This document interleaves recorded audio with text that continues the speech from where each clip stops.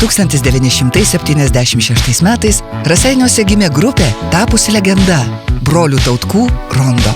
Alvydas Tautkus kartu su broliu Gintautu, Antanu Morkevičiumi ir būgnininku Romu Užusieniu sukūrė pirmąją grupės sudėtį. Kiek vėliau prisijungė Arūnas Armonas.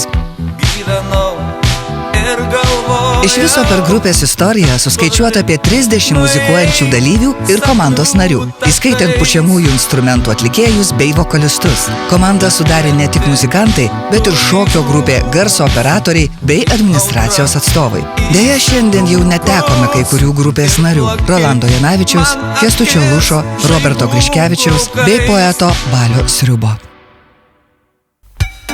Repertuaro šerdį sudarė Gintauto Tautkaus dainos. Jos tapo grupės veidu. Kaip ir Hiperbolės ar Vairo atveju gimė kūriniai, kurie virto visos kartos balsu. Mūsų žalias Kaune, Laukų gėlė, Eglė mano sesė, Margarita ir daugelis kitų.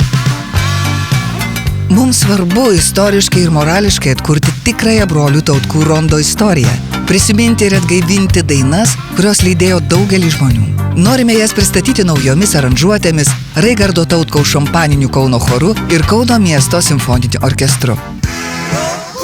Šiemet minime ypatingą progą – 50 metų nuo grupės susikūrimo.